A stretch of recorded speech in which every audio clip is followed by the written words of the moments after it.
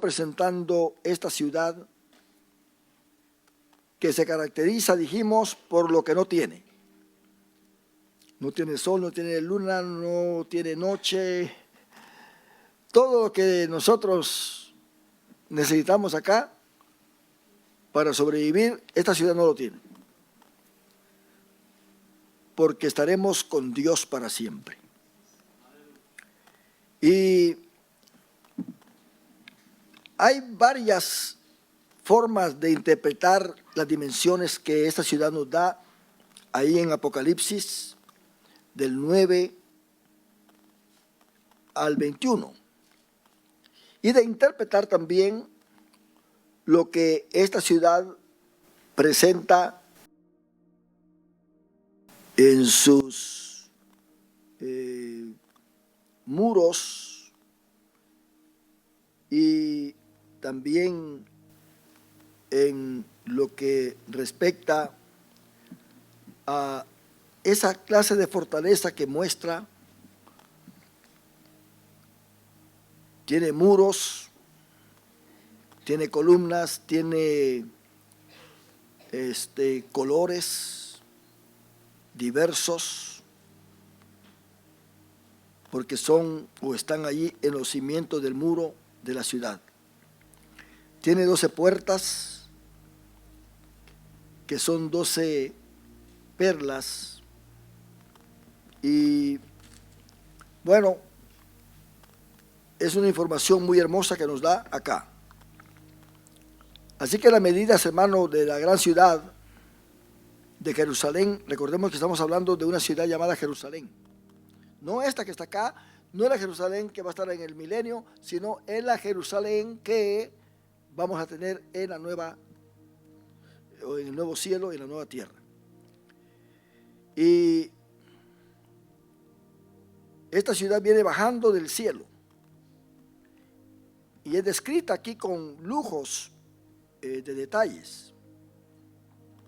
Así que literalmente, hermano, estamos viendo que son dimensiones reales que va a tener el hogar de todos nosotros, los santos, los que servimos a Cristo Jesús. Y por lo tanto, no es una casualidad,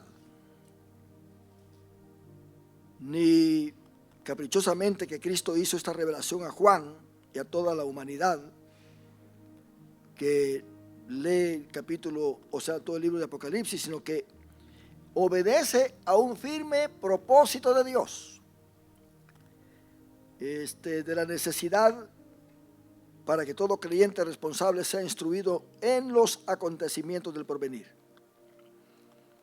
Yo le dije la otra vez a ustedes de que desde Génesis Dios viene tratando con el hombre para llevarlo a este punto, el trabajo de Dios no es en vano, ni la palabra de Dios regresará vacía. Va a tener todo su cumplimiento totalmente en el nuevo cielo y en la nueva tierra. Con una nueva humanidad. Vamos a seguir siendo humanos, pero con un cuerpo glorificado, un cuerpo ya eterno.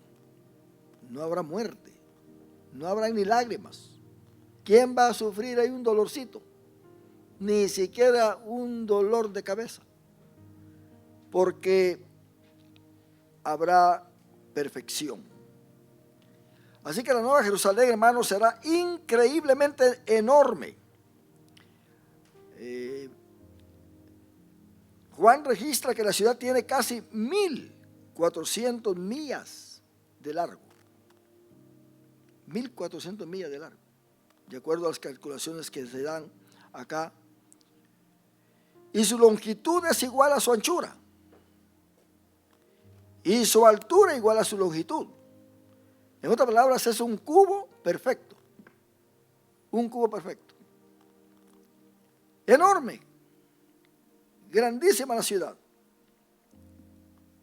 Así que tiene el aspecto de un cubo o pirámide de 2.200 kilómetros, 12.000 estadios o 1.368 millas por cada uno de sus lados para una superficie de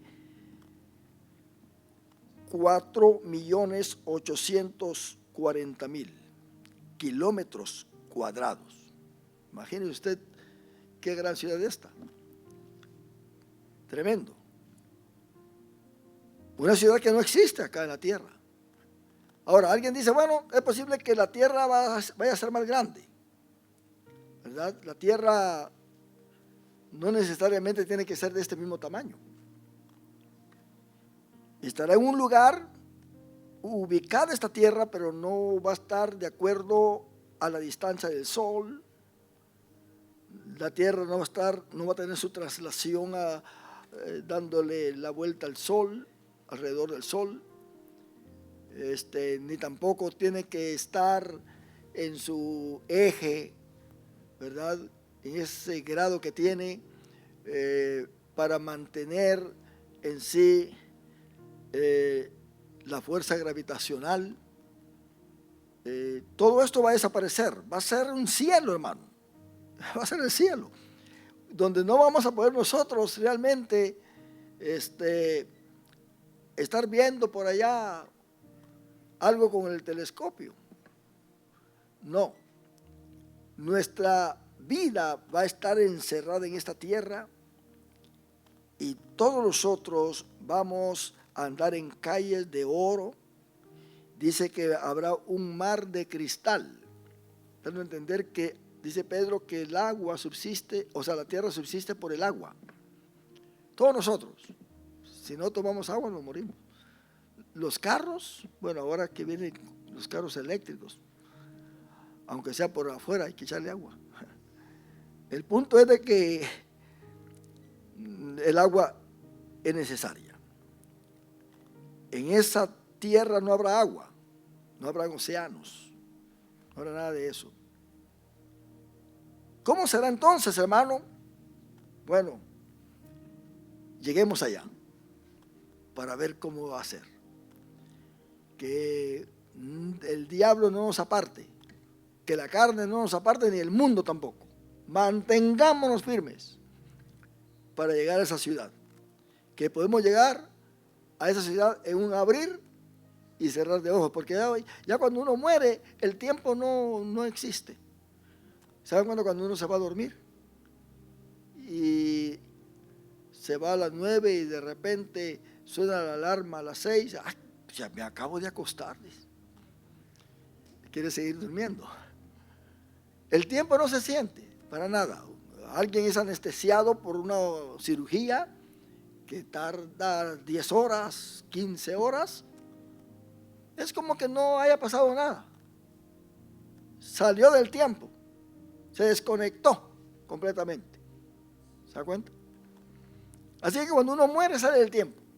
Ahora los que ya tienen cientos de años muertos y son salvos, cuando resuciten es como que se hayan acostado en ese momento y hayan despertado. Por eso el apóstol Pablo le llama a la muerte sueño, porque nosotros dormimos en verdad. ¿Por qué dormimos? Porque un día vamos a despertar. Pero vamos a despertar para ver una gran ciudad. Y no crea usted, antes de llegar a esta ciudad, pues vamos nosotros a estar acá, viviendo 1000 años en esta tierra. Y vamos a gozarnos. Por ahí hay disputas teológicas en decir, bueno, ¿será que nos vamos a conocer ahí? Ahí está la hermana María, mire usted. Ahí está el hermano Mario. La hizo. Qué bueno que la hicimos. ¿Verdad? Como cuando alguien se está graduando y nos hacen tirar la hoja. ¿De entender? La hicimos, ya. Logramos esto. Allá, hermano, es posible que sí conozcamos, ¿verdad?, a nuestros seres queridos, pero dentro de una diferente dimensión. Una diferente dimensión. El hombre rico pudo ver a Abraham y a Lázaro estando allí en el paraíso.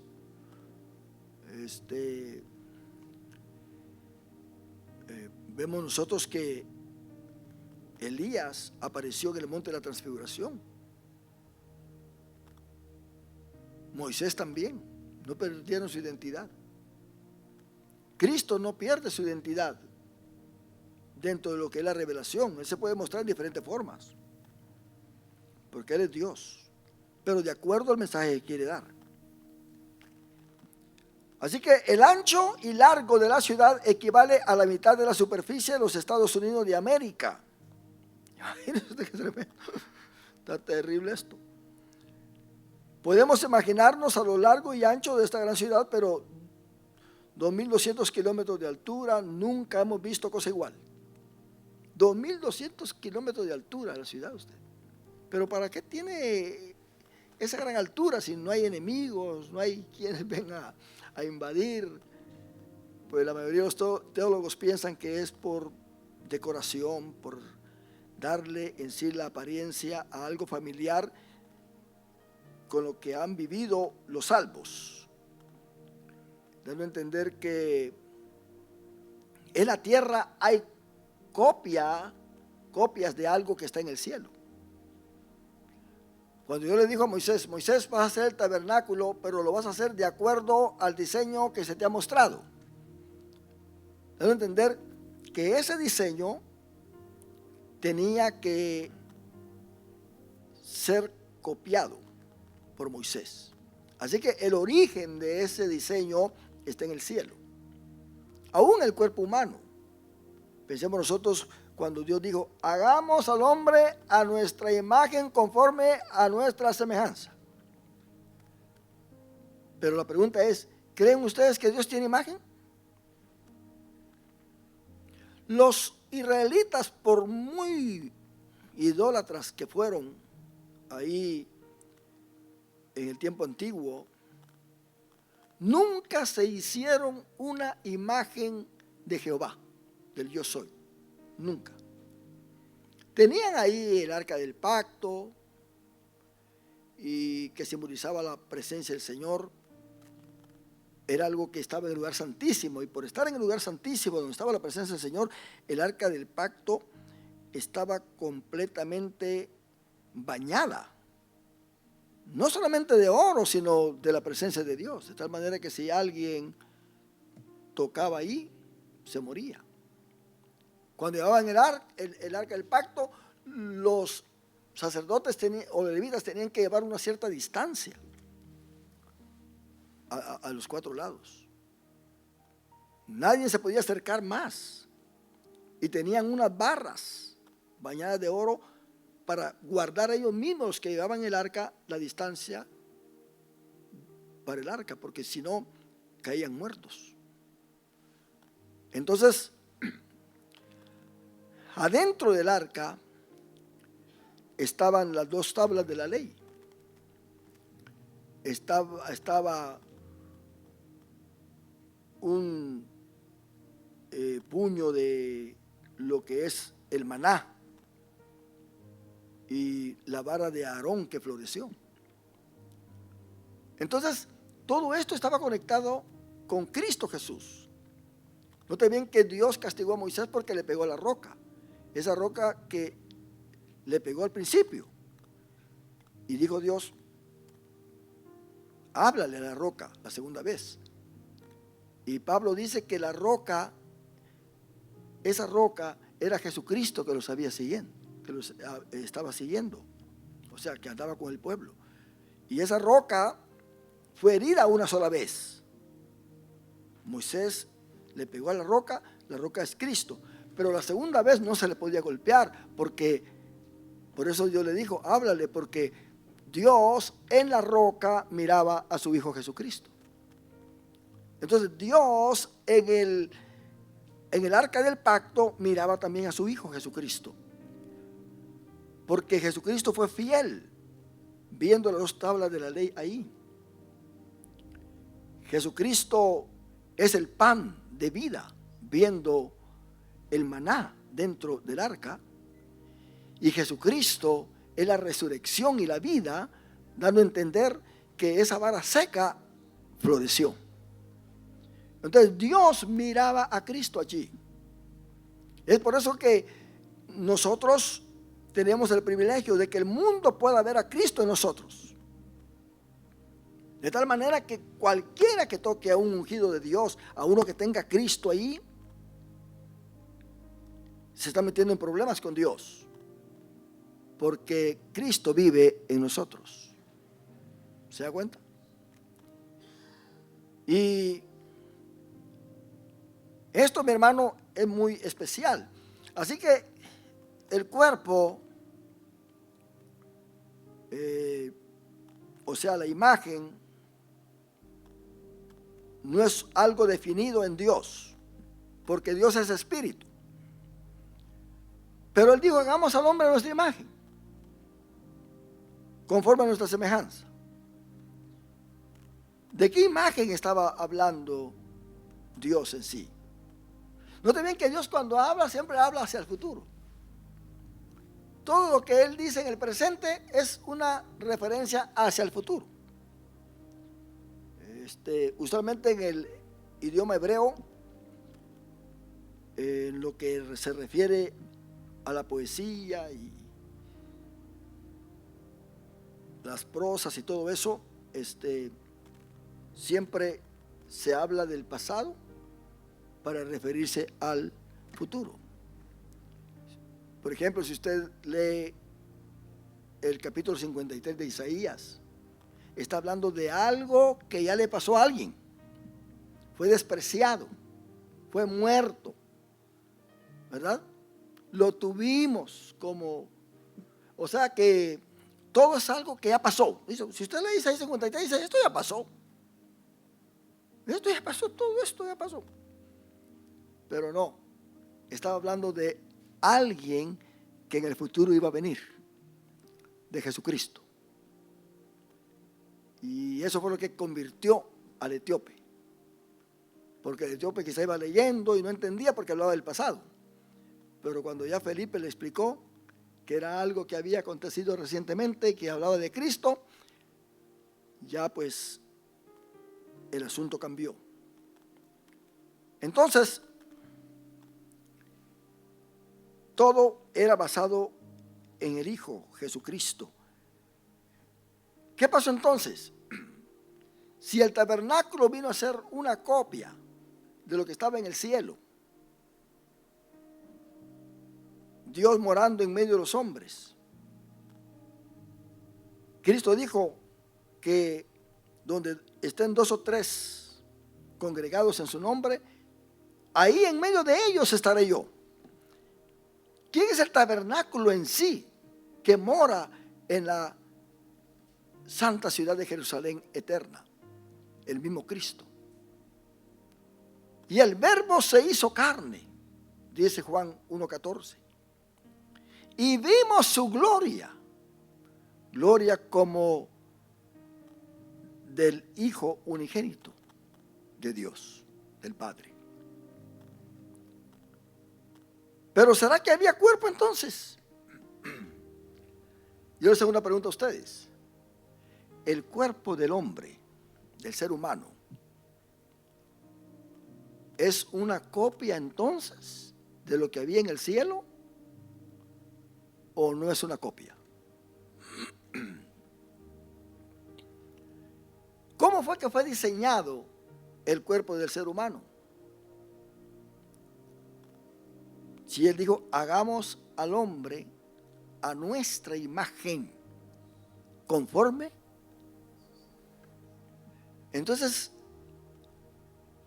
si algo se hace conforme a algo, o a la imagen de algo, o al diseño de algo, automáticamente viene a ser una copia.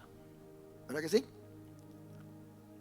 Entonces había un modelo en el cielo. El tabernáculo representa a Cristo en el cielo.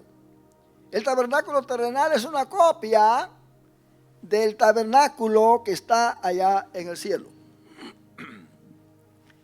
Y esto es muy importante porque si nosotros, hermanos, no lo tomamos en cuenta, vamos a estar quizá echando de menos esta gran verdad. Así que ahí en Filipenses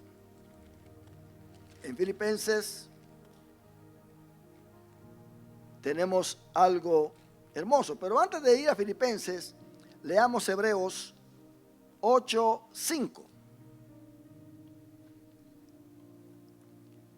Está hablando del sacerdocio arónico. Y oiga bien lo que dice Hebreos 8:5. Los cuales sirven a lo que es figura y sombra de las cosas celestiales. Los sacerdotes, todo lo que tenían en el tabernáculo, el altar, la mesa de la proposición, con los 12 panes que estaban ahí, el candelabro, los altares, todo eso, servían a lo que es figura y sombra de las cosas celestiales. Sombra y figura de las cosas celestiales. Eran copias de lo que había en el cielo. A eso ellos servían. Como se le advirtió a Moisés cuando iba a erigir el tabernáculo, diciéndole: mira, haz todas las cosas conforme al modelo que se te ha mostrado en el monte. Quiere decir que se le presentó un modelo y él tenía que hacer las cosas. Note bien que se le dieron las medidas. Todas las dimensiones del tabernáculo son múltiples de 5. Y 5 es el número de la gracia. Todas las dimensiones, usted multiplique por 5, divídalo por 5, réstele 5 y se va a dar cuenta que todo es múltiple de 5. Todo es el 5 que está allí. Entonces, ¿quién nos trajo la gracia a nosotros? Cristo Jesús. Pero si nos vamos a Filipenses, nos dice claramente acá, en el capítulo 2, versículo 5. Porque Pablo quiere conectar este pasaje con lo que dice allí en Colosenses. Y lo vamos a leer después. Haya pues en vosotros este sentir que hubo también en Cristo Jesús. Está hablando cuando Cristo está en el cielo. No está hablando de que el Cristo que está aquí en la tierra. Está hablando de alguien que estaba allá y que sintió algo por nosotros para decidirse venir a la tierra. Haya pues en vosotros este sentir que hubo también en Cristo Jesús, el cual, oiga bien, siendo en forma de Dios, en otras palabras, siendo espíritu. Dios es espíritu, ¿verdad que sí? Él es espíritu. No estimó el ser igual a Dios como cosa que aferrarse. No digo, pues yo voy a cambiar, si me voy a tener un cuerpo humano, aunque sea glorificado, pero yo mejor quiero ser igual a mi Padre. Yo mejor quiero que como yo soy su hijo, yo soy Dios también, yo quiero ser igual al Padre y al Espíritu Santo. Si yo voy, pues yo voy a ser diferente. No estimó el ser igual a Dios. Quiere decir que Jesucristo, hermano, antes de venir acá, era Dios y es Dios. Como lo dice Juan capítulo 1, ¿verdad? Y el verbo, Cristo, era Dios, antes de encarnarse. Porque dice el versículo 14, y el verbo se hizo carne. Antes de encarnarse ya era Dios. Pero para él encarnarse, entonces tuvo que hacer algo. Versículo 7. Sino que se despojó a sí mismo. ¿De qué se despojó? De su gloria. Si Cristo hubiera bajado, así como se presentó en el monte de la transfiguración, que la gloria estaba dentro de él, pero que estaba siendo bloqueada por su carne, por lo humano. Cuando Cristo se transfiguró ante Pedro, ante Juan y ante Jacobo, no crean ustedes que la gloria vino de afuera hacia él, sino que simplemente se reveló lo que estaba escondido tras el velo, que es su cuerpo. Esa gloria que estaba ahí escondida se salió.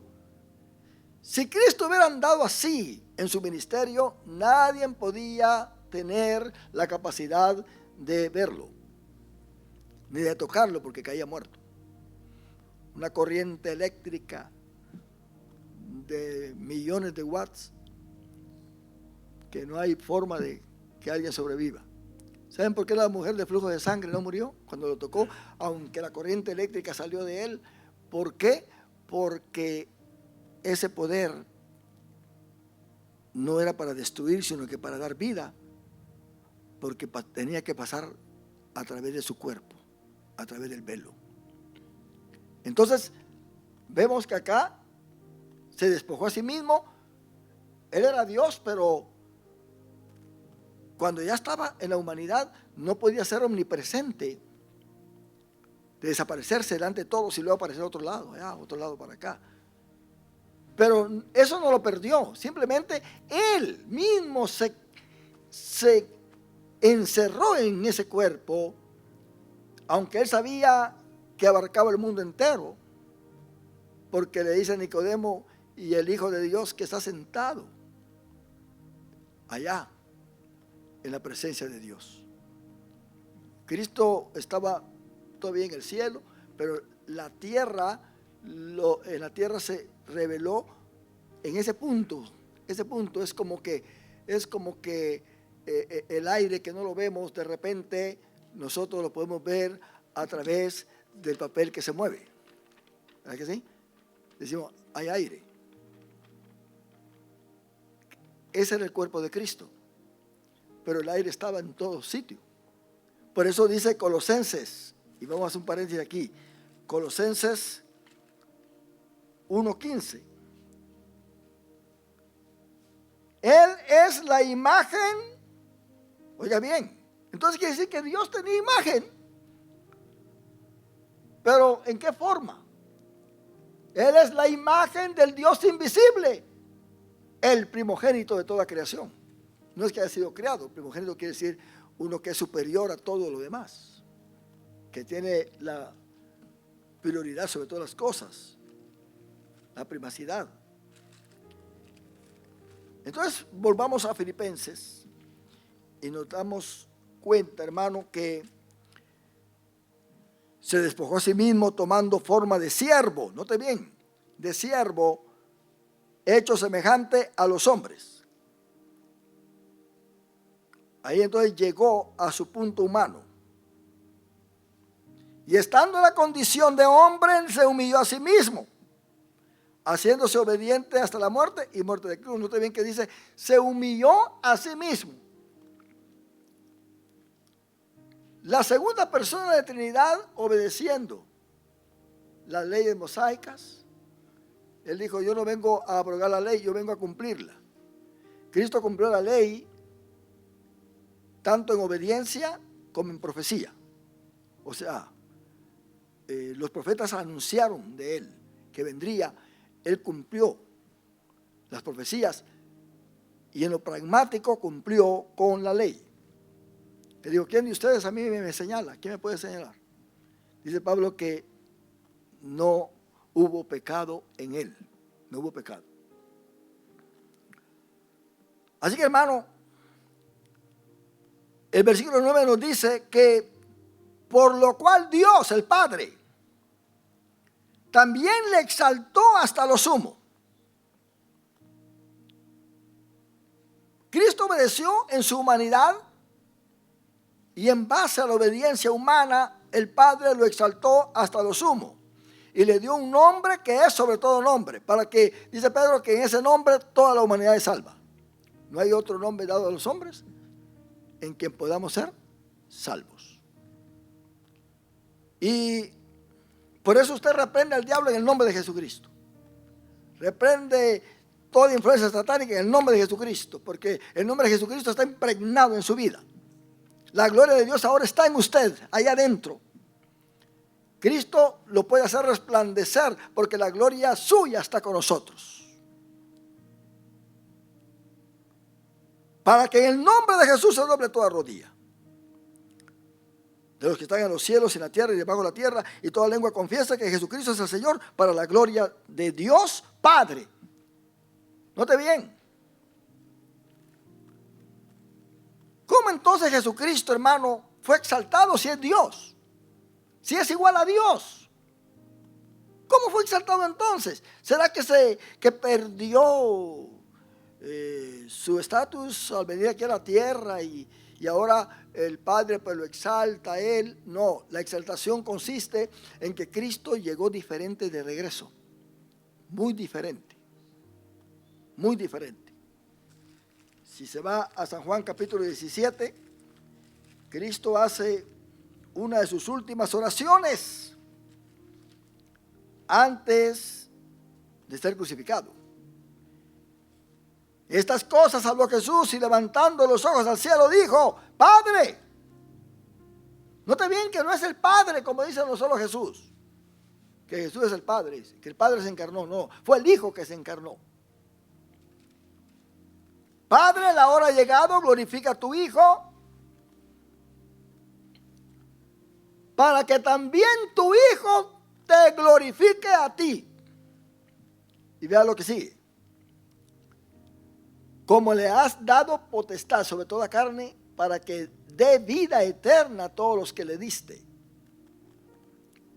Y esta es la vida eterna, que te conozcan a ti, el único Dios verdadero, y a Jesucristo, a quien has enviado.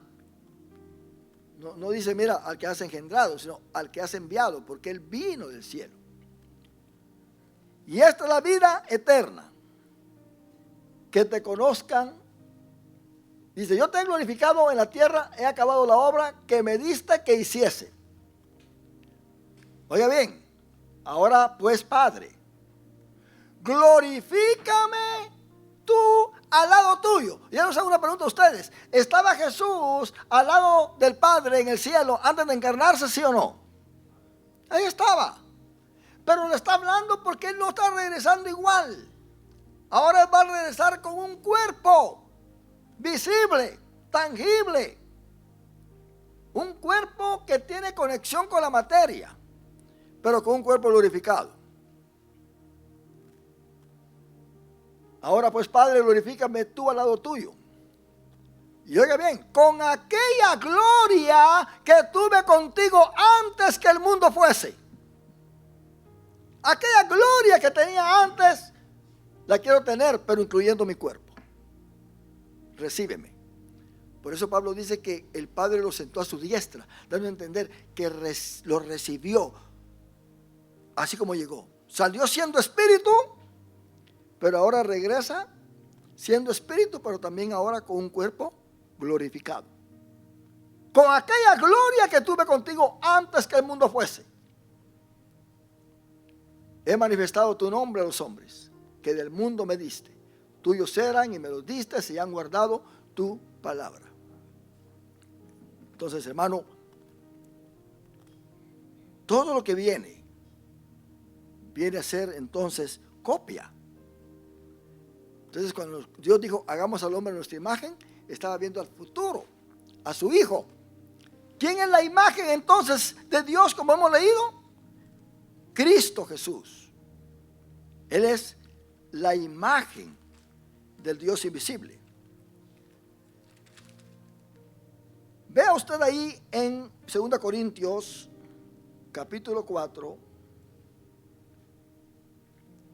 versículo 6. Es algo precioso esto. 2 Corintios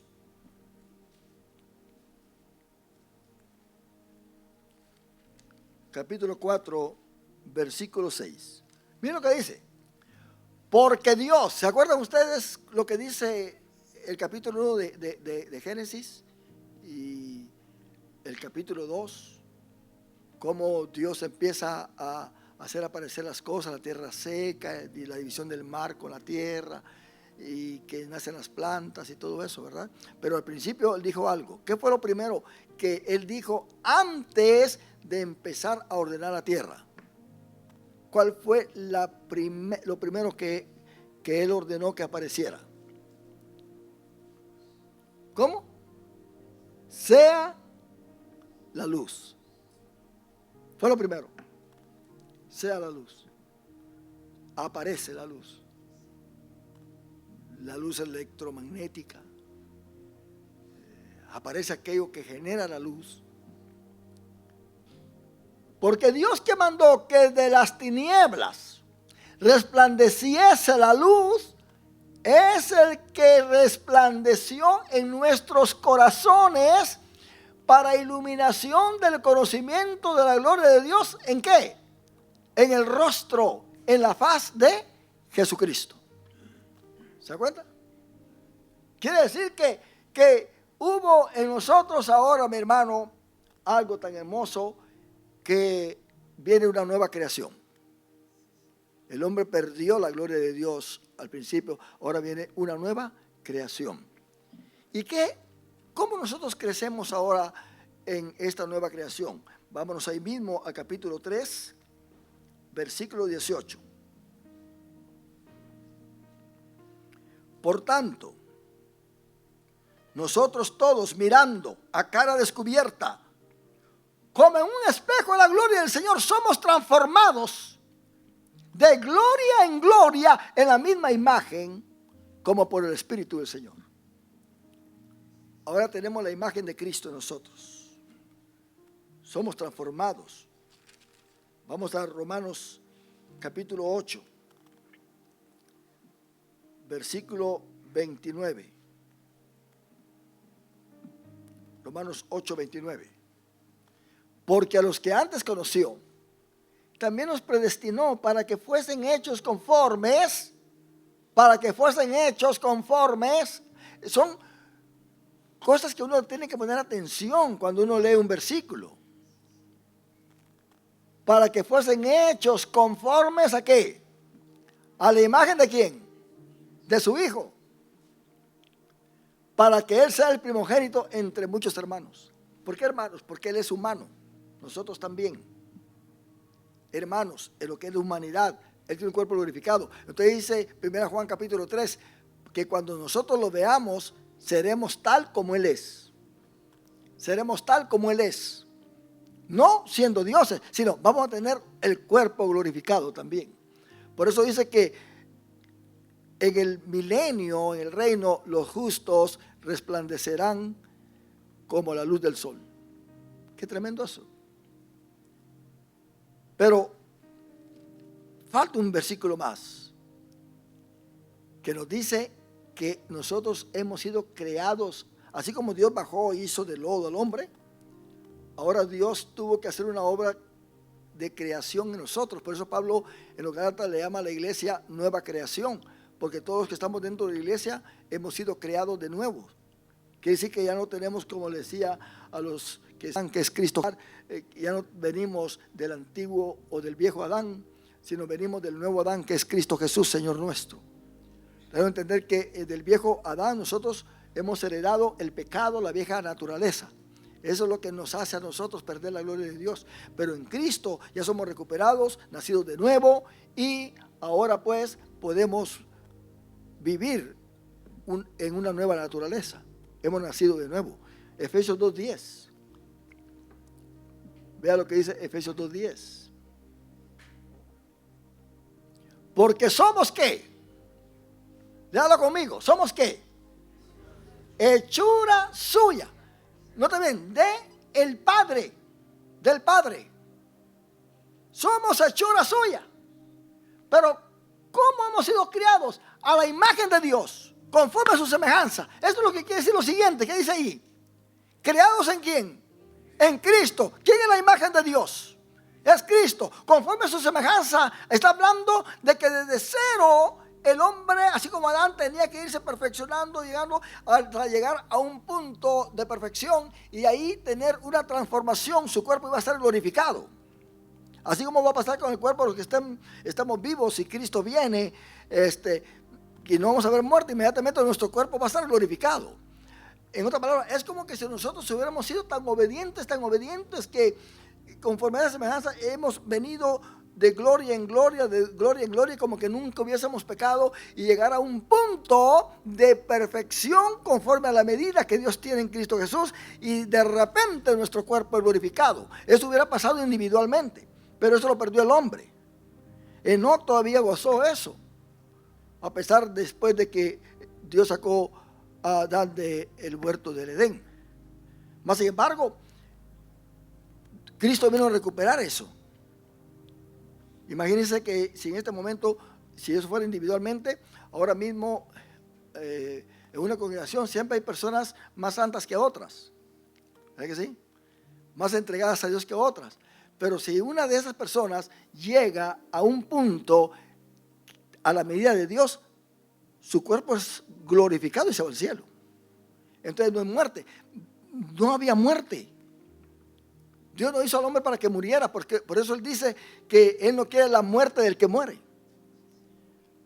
El castigo más tremendo que Adán tuvo fue que en vez de ser glorificado en su cuerpo y pasar a otro nivel, al nivel celestial, él ahora iba a morir y su cuerpo se va a ir al polvo. Pero ahora Cristo vino a recuperar eso.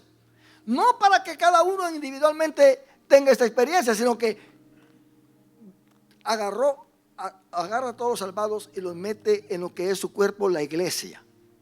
De tal manera que cuando Él venga en el rapto, todos los que componemos la iglesia de Cristo y estamos vivos, vamos a ser transformados al mismo tiempo para estar con Cristo en los aires, dice el apóstol Pablo.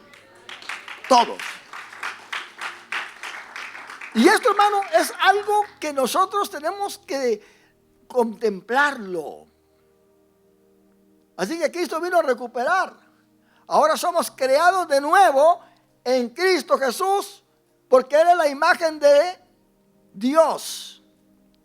Él es la imagen del Dios invisible. Quiere decir que hagamos al hombre a nuestra imagen. En estos días se está diciendo que un pecador, cuando viene a Cristo y el pecador es nacido de nuevo, el pecador viene a ser una nueva creación en la imagen de Cristo Jesús. Porque esa es la imagen que tuvo Adán al principio, pero la perdió. Pero la hemos ganado en Cristo Jesús. ¿Cuántos alabamos a Dios por esto? Entonces, termino con esto. Por eso Dios nos va a dar un mundo material.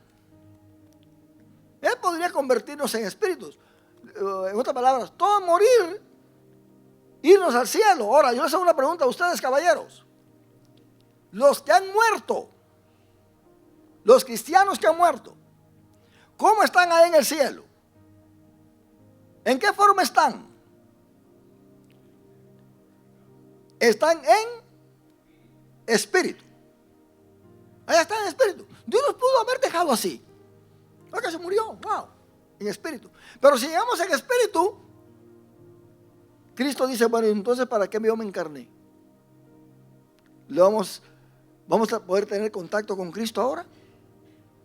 No, porque Cristo es tangible. Y un espíritu, si uno es espíritu, hermano, uno pasa la mano, quiere agarrar el micrófono y se le pasa la mano de largo a uno. Un espíritu no se puede vestir, se pone la camisa y se cae. Se ponen los zapatos y cómo se los va a amarrar. Si un espíritu no tiene pies, ¿por qué es que un espíritu ahora Dios lo tiene que completar, trayéndolo de regreso y agarrar el cuerpo que tenía, pero un cuerpo glorificado ahora, para que disfrutara la creación suya? Nosotros vamos a seguir disfrutando la creación de Dios con este cuerpo glorificado que vamos a tener. Entonces, para eso es que viene un cielo nuevo y una tierra nueva y una ciudad con dimensiones. Los aviones que vuelan, dijo alguien más alto, lo hacen a 35,000 pies, más o menos 9,500 metros,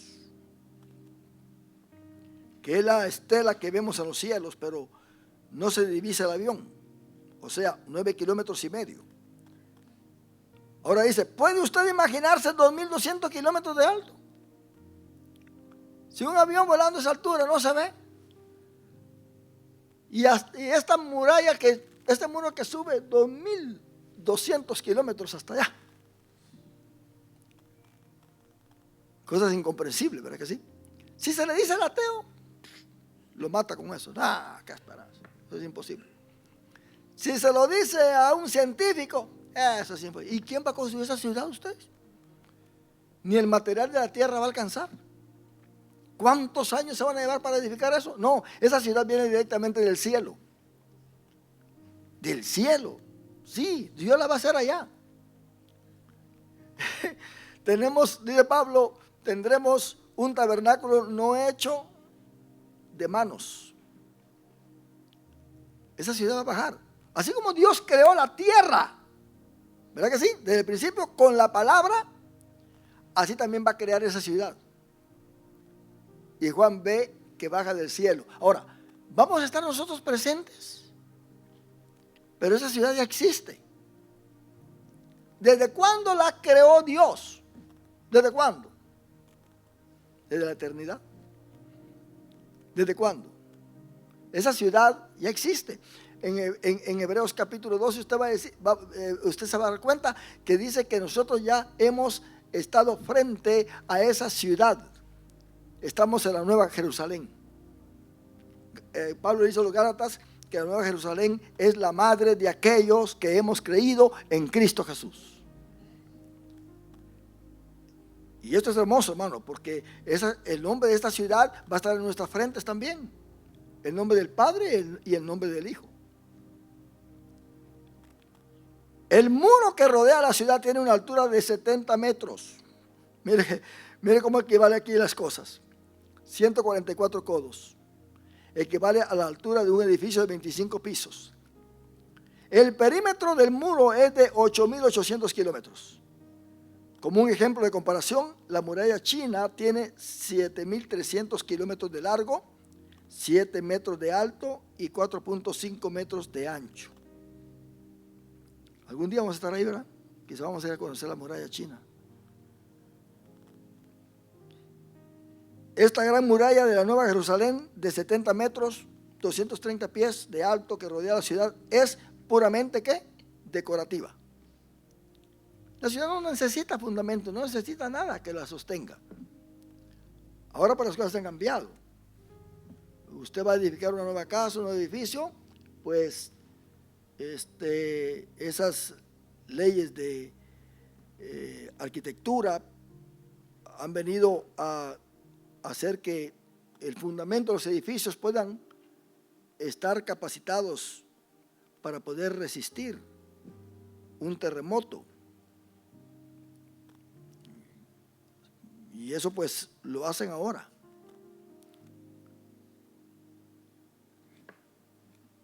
Así que esto es algo decorativo y simboliza la exclusividad y se levanta como un recordatorio visual de que no todos podrán tener acceso a Dios. Es lo que quiere decir. ¡Qué muro tan elevado esto! No todos tienen acceso a Dios. No todos. ¿Está bueno? Es algo para dar a entender de que ahí no van a entrar aquellos que rechazaron a Cristo. Este muro no cumple la función de protección, ya que en el orden eterno no habrá amenaza alguna por parte de enemigos. La ciudad también será deslumbrante en todo aspecto. Es iluminada por la gloria de Dios. Versículo 23 del capítulo 21. Sus 12 cimientos llevan los nombres de los 12 apóstoles. Están decorados con todo tipo de piedras preciosas. Tiene 12 puertas y cada una es una perla con los nombres de las 12 tribus de Israel. La calle será hecha de oro puro. La Nueva Jerusalén será un lugar de bendición imaginable. Estoy diciendo todo lo que dice el capítulo 21 y ahora el capítulo 22, versículo 3, con el cual vamos a terminar después. La Nueva Jerusalén será un lugar de bendición inimaginable. La maldición de la primera tierra habrá desaparecido. Estamos viendo una tierra maldita ahora. Pablo dice que gime con dolores de parto. En la ciudad estará el árbol de la vida para la sanidad de las naciones y el río de la vida, dando a entender que por estar en esa ciudad nosotros tenemos ya vida eterna. Adán, Dios lo sacó del paraíso para que no comiera el árbol de la vida, estando en una condición pecaminosa, porque se podía quedar así para siempre y no iba a tener redención. Cristo no hubiera bajado a morir por él, porque en su pecado, en su condición pecaminosa, podía comer del árbol de la vida y quedarse así, y ya no ser candidato para ser redimido. Entonces Dios dijo, saquémoslo porque puede hacer que coma del árbol de la vida. Y lo sacó. En otras palabras, Dios no está mostrando ingratitud, está mostrando amor para poder redimir. Porque después, ¿quién fue el que salió después del paraíso? El mismo Cristo Jesús. ¿A qué va Jesús? Voy a rescatar a Adán que está afuera. Lo voy a traer para adentro de nuevo. ¿Y para qué lo vas a traer? Para que así, ya redimido y lavado con mi sangre, ahora pues pueda él comer del árbol de la vida y vivir eternamente con Dios. Así que la Nueva Jerusalén es el cumplimiento definitivo de todas las promesas de Dios. La Nueva Jerusalén es la bondad de Dios manifestada plenamente. En la gran ciudad de Jerusalén los cimientos representan a Jesucristo, el cual es el fundamento de la fe cristiana. 1 Corintios 3, del 9 al 15. Las bases de la gran ciudad están construidas de piedras preciosas, diferentes, y cada una lleva el nombre de los 12 apóstoles. El próximo viernes, si Dios lo permite, vamos a ver estos colores. Usted no se imagina la bendición de ver estos colores, porque Dios, hermano, tiene cosas hermosas en la palabra, simbólicas que nos dan a nosotros avivamiento, nos traen avivamiento espiritual. ¿Cuántos decimos un aleluya, mis hermanos? Póngase de pie y damos gracias a Dios por esta clase. Gloria al Señor.